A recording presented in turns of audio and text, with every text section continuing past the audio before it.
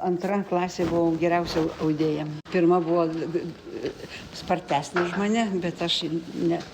Antra klasė. Mūsų auklėtė atvažiavo iš Vilniaus ir mus išmokino austi juostelės, bet ne tokiam skatinam. O ant kažkokių pieštukų. Nu, žinau, kad buvo, kad žaidži ir paskui patraukė ir vėl dirbi. Kažkoks ponas atvažinėjo iš Pasvalio, ne iš Pasvalio, iš kažkoks tai atvažiavo. Mums reikėjo per naktį parašyti iš 4 ar 5 žodžių pasveikinimą. Tai aš 2 raidės praleidau, bet mes iki vidurnakčio dirbom. Viena audė vieną, aš kitą. Čia greičiausiai. Vidurinėje Pasvalio. O kurioj klasėj? Tai čia buvo 9, 10, 11. Tais laikais ir siūlų buvo problema. Man sesuo atvežė iš Vilniaus, bendra klasė pavogė, žodžiu, atėp gavosi, viskas. Auklėtė iš kažkur tai gaudavom mūsų mokytojai. Tai gaudavau tų siūlų. Bet mes tai, sakau, tai iš Vilniaus atveždavau, sesuo atvažiuodavau, tai dar iš kažkur tai. O taip tai nebuvo pirgi tais laikais siūlų. O tai po mokyklos rūpėjo kada pabandyti tau? Ne, labai rūpėjo, visą laiką labai rūpėjo, bet argi buvo laiko vaikus auginti, paskui anūkus, paskui išeiti pensiją, vaikščiot.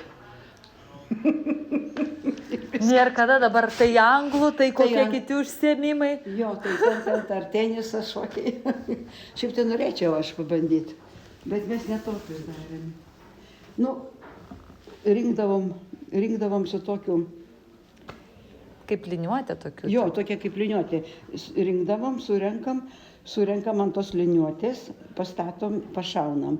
Vėl, jeigu reikia rinkti, nes raštus lietuvių, tos tokius tautiškus raštus. Tai vėl surenki, vėl pašauni ir vėl surenki, vėl pašauni. Nesimenu, bet ne tokios staklytės. Čia tikros, natūralios, smagi, pasukti. Viskas yra. O jūsų mama, močiutė ausdavo? Mano audė, aš irgi mane išmokino keturnytį, kad ten labai nedaug reikėtų spausti ten. Kilimėlius tokius iš skudurų. Apmatai tai va tokie, o ataudai buvo, su skudurų suplėšom ir suviniojami kamuolį ir pašaunam pro tą. Ar turit ką? Mama tai labai audė daug, aš turiu tų visokių, dar mama iš vaikystės. Kaip iš savo tėviškės atėjo su skryniom senų, dar turiu kai ką. Aš dabar žiūriu, kad ten televizoriuje vienąkart mačiau, aš tokias išmečiau, kai durnė. Lovatėsės? O dabar matėt, kai siuva kostiumėlius? Taigi aš ir mačiau, galvoju, dabar pasisiūčiau kokį nors ir protelio. Toks protelis buvo. Tetulė vieniša pas mus atvažiavo gyventi. Ir jinai susivežė savo visus daiktus, tai kai neužėjo, tai liko mums šitie. Atvažiavom, išsidalinom ten, mes 4 seserys visos pasidalinom, kam ko labai reikėjo. Tai galvoju, tegul būna, žinai, pronokė nežinos. O Vilniui kažkur, matot stakles, kad kažkas austų? Mano dukteriai čia audžia, Krikšto dukra Vilkijoje. Ką audžia?